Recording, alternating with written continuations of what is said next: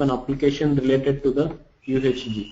So just enter the name. For example, I will enter a name like this. Then automatically it will create some basic rules. So it is going to create some basic rules.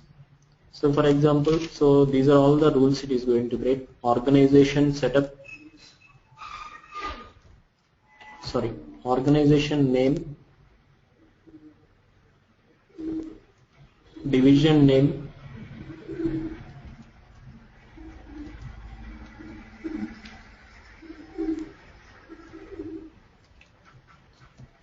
unit name,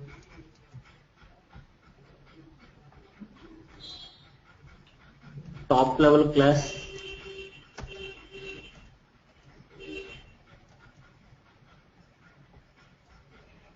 rule set name, application name, then work group. I will explain all these things.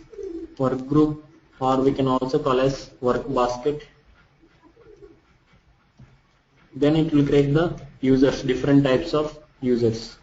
Okay, all these things it is going to create. What is the problem?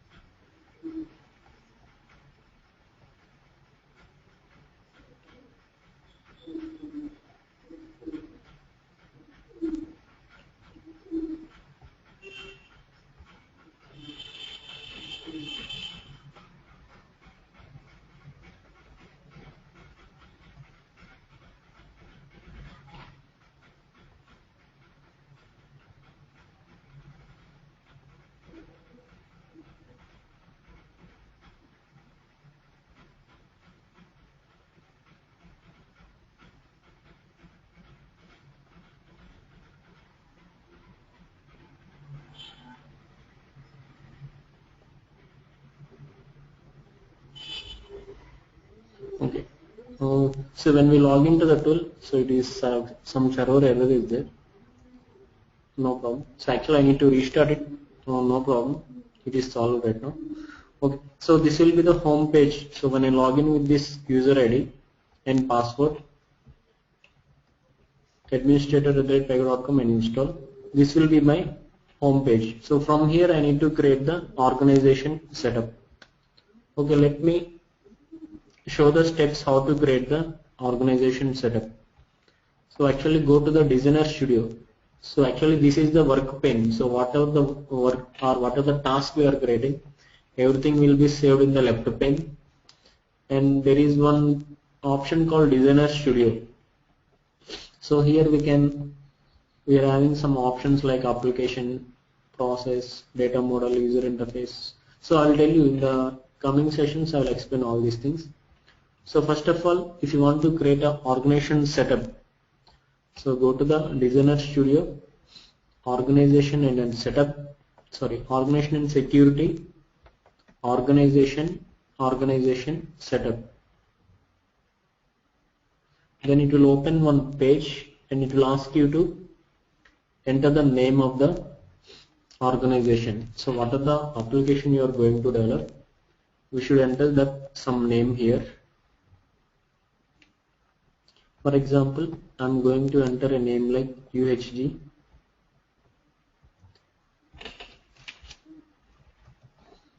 So there will be two options, preview option and create option. So preview means it is going to show what are the things it is going to create. Top level class, organization, division, unit, rule set, application, work group, work basket, and so all the different types of users.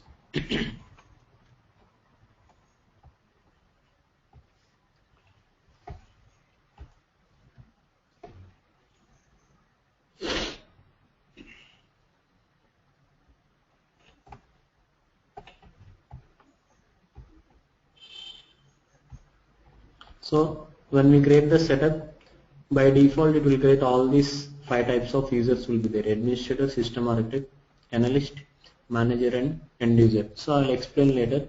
So first of all, let me come by step.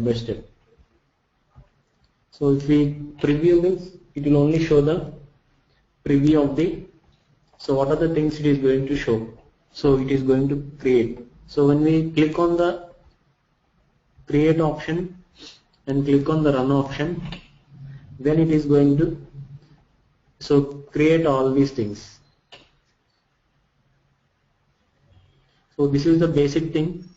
In real time, so all these things will be created. So just you will be provided with the user IDs. So based on the role in the organization.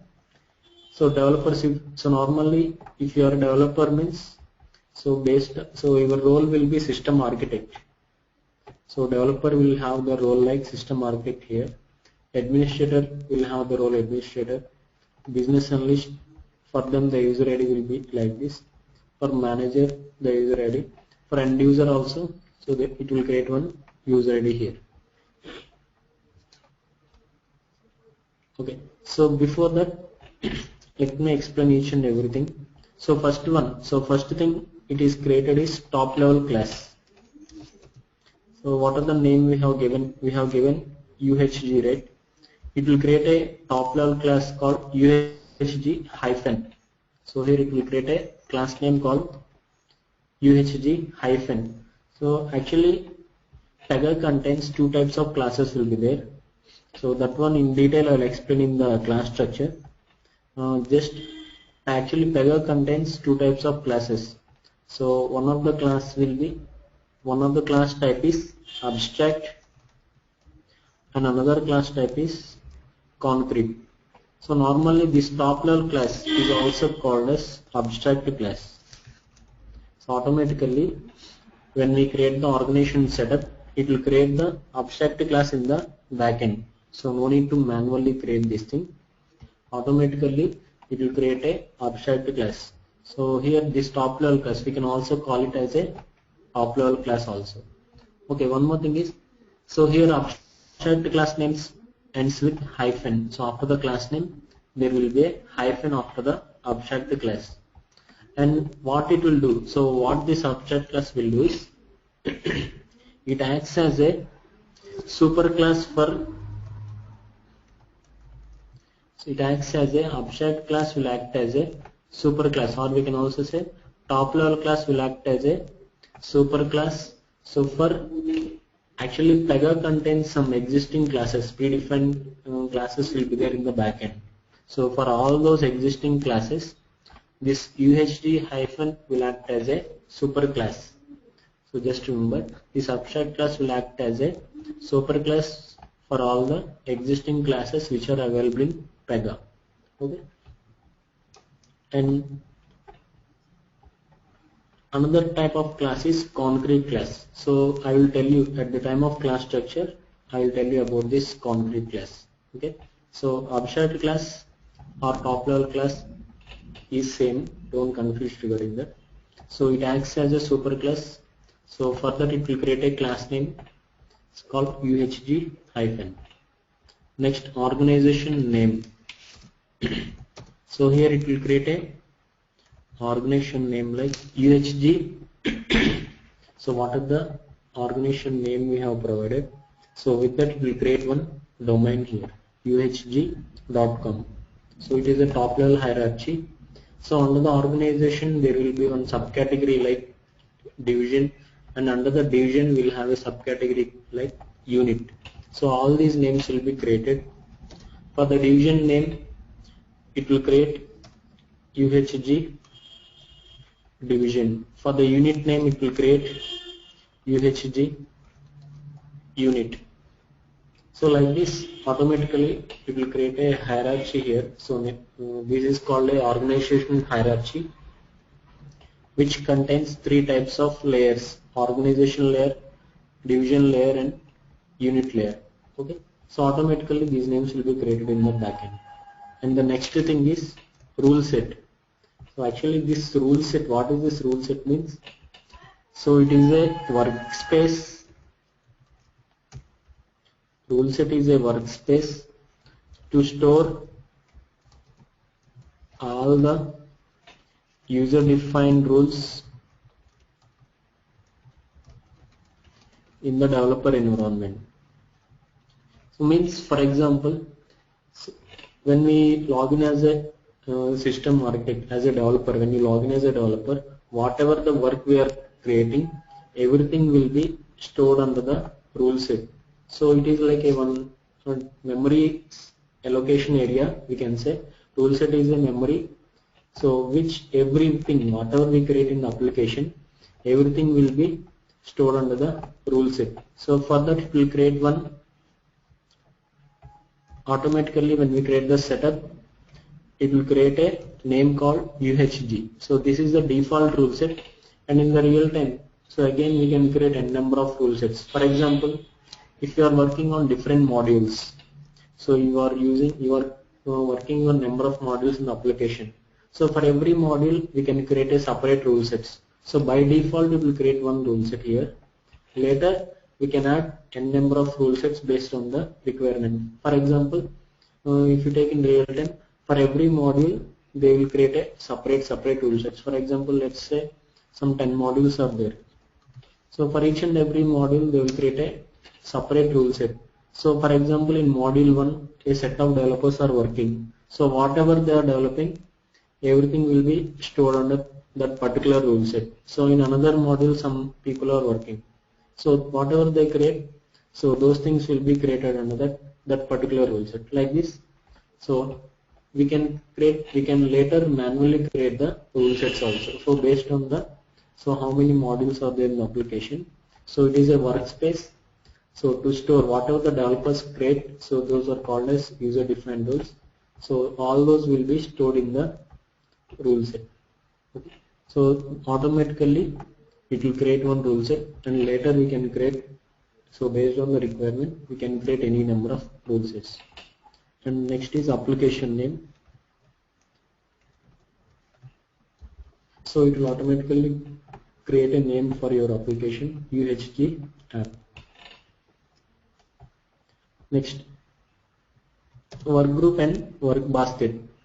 For this it will create one ID called default@uhg.com. So what is this work group or work basket means? Normally, so this is some like ID, so a user ID, some ID where the work will be assigned. So all the work assignment will be routed to this user ID called default@uhg.com. Means, for example, so developers has to pick some tasks. So for example, so developers, whatever the developers has to perform, all the work will be routed to this work group or work basket ID. So both are same only. So all the work which is so assigned to the developers, all that work will be routed to this operator ID. So we used to call it as operator ID. So work assignment will be assigned or routed to the work group or work basket. Actually there is a separate topic is there regarding the routing. So at that time we will see how to create this. So how to route the task to this work group or work basket, and how to pick the task from the work basket, all those things. So there is a separate session is there. So the topic is routing. So there we will discuss in depth. So how the task will be assigned. So who will assign the task, and how the developer will pick the work from this work group or work basket. So not only this type, so there will be another type is also there, like work list. So using the work list or work basket, so there will be 2 to 3 types will be there. So using that, so what are the tasks assigned to the developers? So they will pick from this work group, work basket or work list.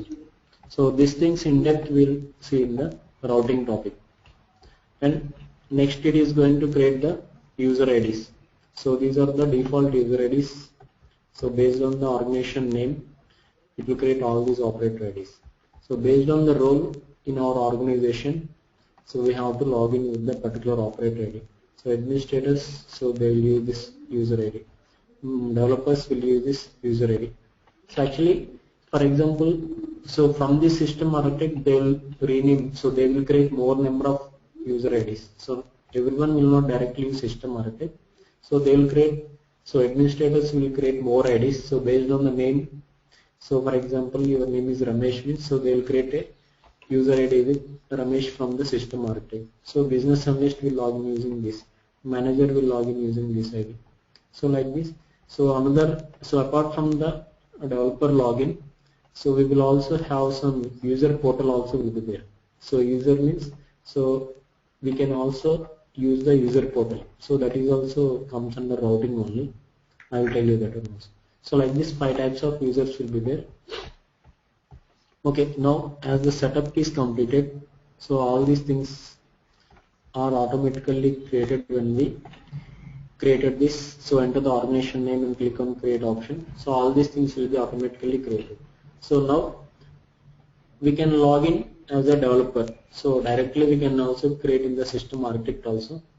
So what we will do is we will log out from the administrator, so the default operator ID, and we are going to log in using the system architect @uhg.com, and the default password for all the above user IDs is rules is the default password. So the above user IDs, the default password is rules. Now log out from this administrator default operator ID, and I am going to log in using system architect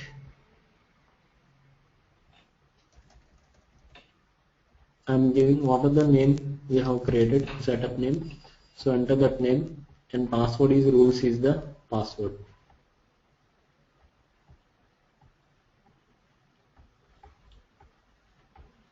Okay, when we log in for the first time using this system architect @uhg.com, so we don't have anything to create. So means we don't have any class or we don't have anything. So what we have to do is we need to temporarily use existing class. We need to temporarily use some existing class to create a new class. So if you want to create a new class structure, we have to temporarily use the existing class. So here in Pega we are having one existing class called, so when we log in as administrator, we have seen one class called Pega sample, right? So in the left pane, okay, once again I will show you. So this is the home page when we log in with the system architect. Okay, 1 second. See, if we log in as with the default user ID, administrator@pega.com, here we used to have a ID called Pega sample. So default class, actually this is called as class structure, and there are different names we will use in real time. So not only class structure, we can also call that as work pool, or we can also call as class group also. In real time we used to use different names. So class structure or work pool or class group. So all are same only, just don't confuse. So all these things are same only, class structure, class group or work pool. So any name we can call, because in the Pega application itself, in some places we'll get a name called class group, in some places we'll get a name called work pool, in some places we'll get a name called class group. So all the three are same only. So we are having default class called Pega sample. What I am doing is, so I am going to use that existing class. So existing class is Pega sample.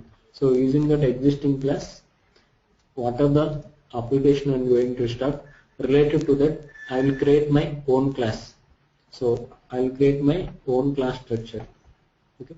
So for that I am temporarily using the class called Pega sample. Okay.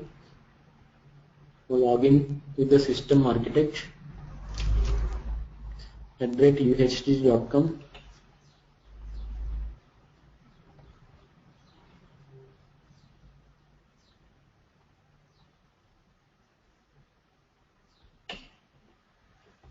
Okay, here options are there: create new application or use existing work pool.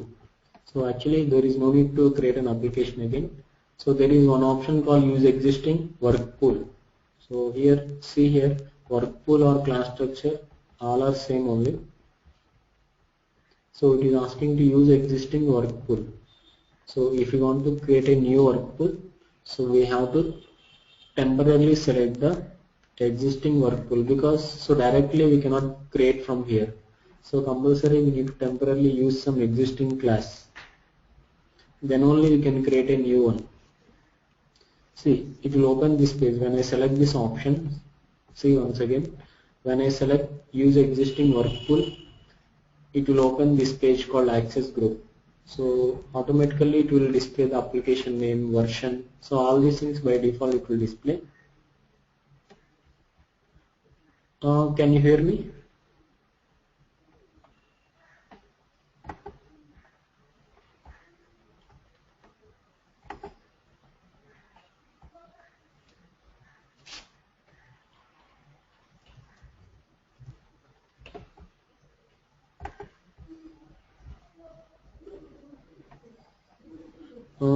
Type #103 hash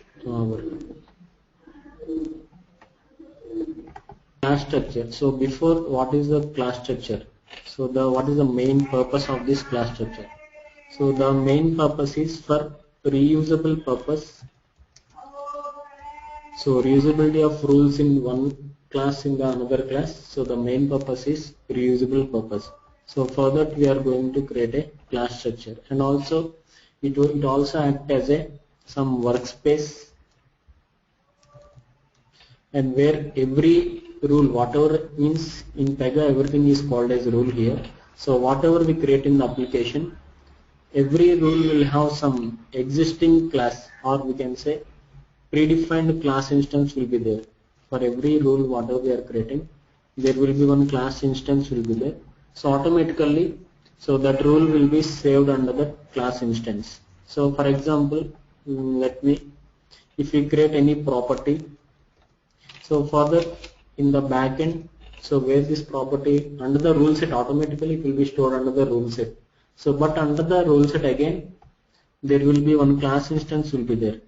So for example, if you take a property, there will be one predefined class instance like rule-obj-property. So if you want to see what are the properties created in the backend, so all those things will be created under this class instance. So for example, if we create any user interface, so those are stored under rule-obj section, rule-obj flow action, harness. So like this, for every rule there will be one predefined class instance. So this class group will act as a some